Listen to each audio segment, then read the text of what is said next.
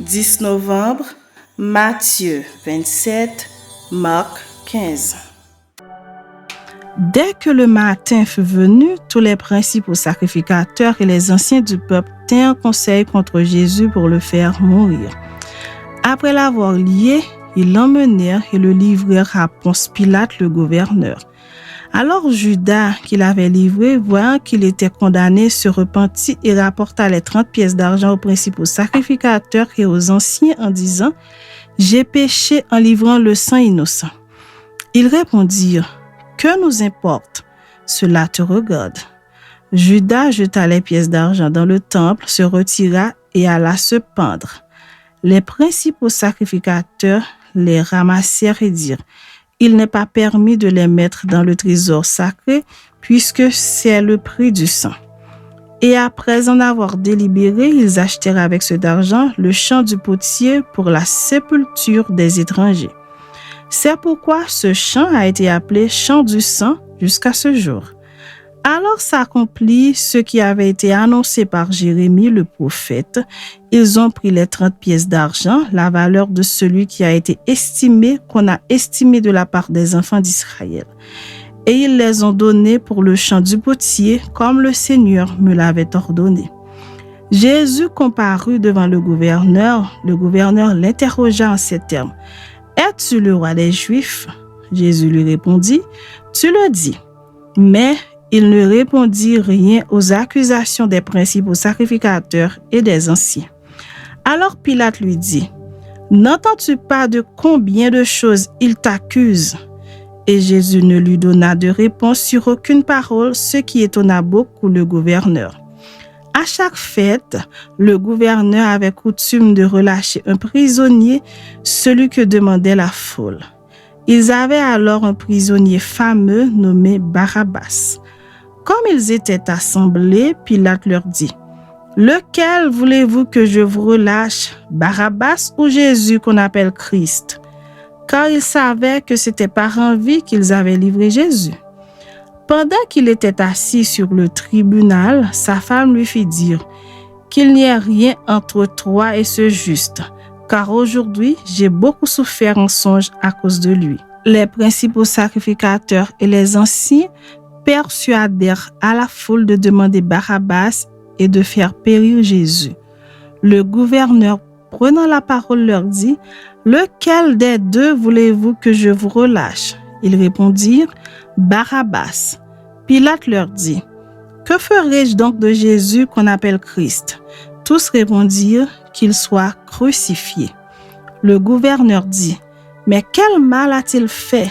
Et il cria encore plus fort, « Qu'il soit crucifié. » Pilate, voyant qu'il ne gagnait rien, mais que le tumulte augmentait, prit de l'eau, se lava les mains en présence de la foule et dit, « Je suis innocent du sang de ce juste, cela vous regarde. » Et tout le peuple répondit, « Que son sang retombe sur nous et sur nos enfants. » Alors Pilate leur relâche Barabbas et après avoir fait battre de verre Jésus, il le livra pour être crucifié.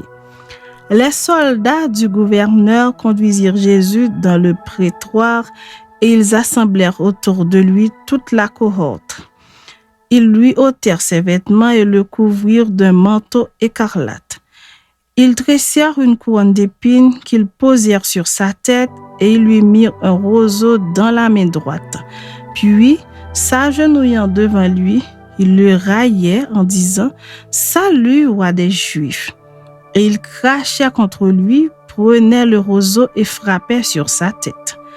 Après s'être ainsi moqués de lui, ils lui ôtèrent le manteau, lui remirent ses vêtements et l'emmenèrent pour le crucifier. Lorsqu'ils sortirent, ils rencontrèrent un homme de Cyrène appelé Simon et ils le forcèrent à porter la croix de Jésus. Arrivé au lieu nommé Golgotha, ce qui signifie lieu du crâne, ils lui donnèrent à boire du vin mêlé de fiel, mais quand il le goûtait, il ne voulut pas boire. Après l'avoir crucifié, ils se partagèrent ses vêtements en tirant au sort afin que s'accomplisse ce qui avait été annoncé par le prophète. Ils se sont partagés mes vêtements et ils ont tiré au sort ma tunique. Puis ils s'assirent et le gardèrent. Pour indiquer le sujet de sa condamnation, on écrivit au-dessus de sa tête: celui-ci est Jésus, le roi des Juifs. Avec lui furent crucifiés 2 brigands, l'un à sa droite et l'autre à sa gauche. Les passants l'injuriaient et secouaient la tête en disant: toi qui détruis le temple et qui le rebâtis en 3 jours, sauve-toi toi-même. Si tu es le Fils de Dieu, descends de la croix. Les principaux sacrificateurs avec les scribes et les anciens se moquaient aussi de lui et disaient: il a sauvé les autres et il ne peut se sauver lui-même. S'il est roi d'Israël, qu'il descende de la croix et nous croirons en lui. Il s'est confié en Dieu, que Dieu le délivre maintenant s'il l'aime, car il a dit: je suis fils de Dieu. Les brigands crucifiés avec lui l'insultaient de la même manière.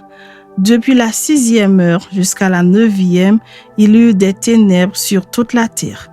Et vers la 9e heure, Jésus s'écria d'une voix forte: Élie, Élie, lama sabachthani, c'est-à-dire: mon Dieu, pourquoi m'as-tu abandonné?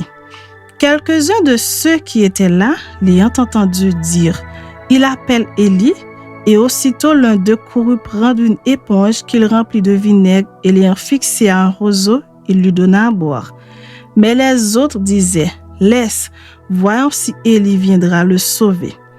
Jésus poussa de nouveau un grand cri et rendit l'esprit. Et voici, le voile du temple se déchira en 2, depuis le haut jusqu'en bas, la terre trembla, les rochers se fendirent, les sépulcres s'ouvrirent et plusieurs corps des saints qui étaient morts ressuscitèrent. Étant sortis des sépulcres après la résurrection de Jésus, ils entrèrent dans la ville sainte et apparurent à un grand nombre de personnes. Le centenier et ceux qui étaient avec lui pour garder Jésus, ayant vu le tremblement de terre et ceux qui venaient d'arriver, furent saisis d'une grande frayeur et dirent: assurément cet homme était fils de Dieu. Il y avait là plusieurs femmes qui regardaient de loin, qui avaient accompagné Jésus depuis la Galilée pour le servir. Parmi elles était Marie de Magdala, Marie mère de Jacques et de Joseph et la mère des fils de Zébédée. Le soir étant venu, arriva un homme riche d'Arimathée nommé Joseph, lequel était aussi disciple de Jésus.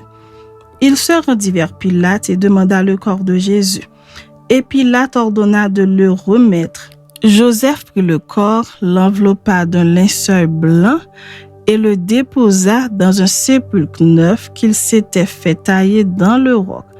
Puis il roula une grande pierre à l'entrée du sépulcre et il s'en alla. Marie de Magdala et l'autre Marie étaient là, assises vis-à-vis du sépulcre.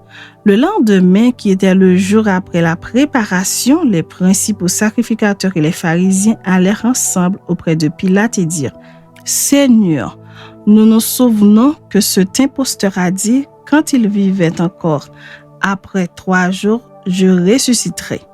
Ordonne donc que le sépulcre soit gardé jusqu'au 3e jour, afin que ses disciples ne viennent pas dérober le corps et dire au peuple: il est ressuscité des morts. Cette dernière imposture serait pire que la première. Pilate leur dit: vous avez une garde, allez garder-le comme vous l'entendrez. Ils s'en allèrent et s'assurèrent du sépulcre au moyen de la garde après avoir scellé la pierre. Dès le matin, les principaux sacrificateurs tinrent conseil avec les anciens et les scribes et tout le Sanhédrin. Après avoir lié Jésus, ils l'emmenèrent et le livrèrent à Pilate. Pilate l'interrogea: es-tu le roi des Juifs? Jésus lui répondit: tu le dis. Les principaux sacrificateurs portaient contre lui plusieurs accusations. Pilate l'interrogea de nouveau: ne réponds-tu rien? Vois de combien de choses il t'accuse. Et Jésus ne fit plus aucune réponse, ce qui étonna Pilate. À chaque fête, il relâchait un prisonnier, celui que demandait la foule.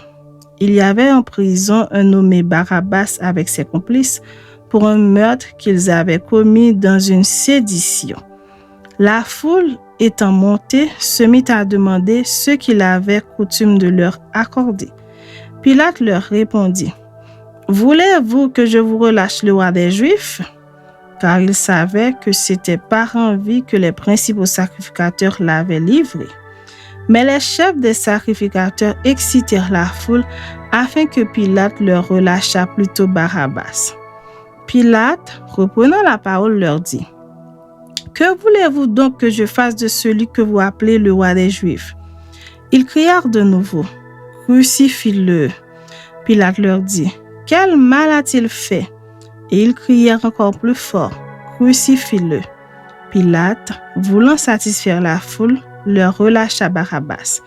Et après avoir fait battre de verges Jésus, il le livra pour être crucifié. Les soldats conduisirent Jésus dans l'intérieur de la cour, c'est-à-dire dans le prétoire, et ils assemblèrent toute la cohorte. Ils le revêtirent de pourpre et posèrent sur sa tête une couronne d'épines qu'ils avaient tressée.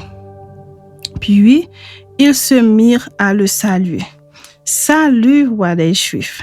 Et ils lui frappaient la tête avec un roseau craché sur lui, et fléchissant les genoux, ils se prosternaient devant lui. Après s'être ainsi moqués de lui, ils lui ôtèrent la pourpre, lui remirent ses vêtements et l'emmenèrent pour le crucifier. Ils forcèrent à porter la croix de Jésus un passant qui revenait des champs, Simon de Cyrène, père d'Alexandre et de Rufus. Et ils conduisirent Jésus au lieu nommé Golgotha, ce qui signifie lieu du crâne. Ils lui donnèrent à boire du vin mêlé de myrrhe, mais il ne le prit pas. Ils le crucifièrent et se partagèrent ses vêtements en tirant au sort pour savoir ce que chacun aurait. C'était la 3e heure quand ils le crucifièrent. L'inscription indiquant le sujet de sa condamnation portait ces mots: « Le roi des Juifs ». Ils crucifièrent avec lui 2 brigands, l'un à sa droite et l'autre à sa gauche. Ainsi fut accompli ce que dit l'Écriture: « Il a été mis au nombre des malfaiteurs ». Les passants l'injuriaient et secouaient la tête en disant: « Et toi qui détruis le temple et qui le rebâtis en 3 jours, sauve-toi toi-même en descendant de la croix. » Les principaux sacrificateurs aussi, avec les scribes, se moquaient entre eux et disaient: « Il a sauvé les autres et il ne peut se sauver lui-même. Que le Christ, le roi d'Israël, descende maintenant de la croix afin que nous voyions et que nous croyions. » Ceux qui étaient crucifiés avec lui l'insultèrent aussi. La 6e heure étant venue, il y eut des ténèbres sur toute la terre jusqu'à la 9e heure. Et à la 9e heure, Jésus s'écria d'une voix forte: « Éloi, Éloi, lama sabachthani » ce qui signifie: « Mon Dieu, pourquoi m'as-tu abandonné ?» Quelques-uns de ceux qui étaient là, l'ayant entendu dire: « Voici, il appelle Élie. » Et l'un d'eux courut remplir une éponge de vinaigre et l'ayant fixé à un roseau, il lui donna à boire en disant: « Laissez, voyons si Élie viendra le descendre. » Mais Jésus, ayant poussé un grand cri, expira. Le voile du temple se déchira en 2 depuis le haut jusqu'en bas. Le centenier qui était en face de Jésus, voyant qu'il avait expiré de la sorte, dit: « Assurément, cet homme était fils de Dieu. » Il y avait aussi des femmes qui regardaient de loin. Parmi elles était Marie de Magdala, Marie, mère de Jacques le mineur, et de Jose et Salomé, qui le suivaient et le servaient lorsqu'il était en Galilée, et plusieurs autres qui étaient montés avec lui à Jérusalem. Le soir étant venu, comme c'était la préparation, c'est-à-dire la veille du sabbat, arriva Joseph d'Arimathée, conseiller de distinction, qui lui-même attendait aussi le royaume de Dieu. Il osa se rendre vers Pilate pour demander le corps de Jésus. Pilate s'étonna qu'il fût mort si tôt, fit venir le centenier et lui demanda s'il était mort depuis longtemps. S'en étant assuré par le centenier, il donna le corps à Joseph. Et Joseph, ayant acheté un linceul, descendit Jésus de la croix, l'enveloppa du linceul et le déposa dans un sépulcre taillé dans le roc. Puis, il roula une pierre à l'entrée du sépulcre, Marie de Magdala et Marie mère de Jose regardaient où on le mettait.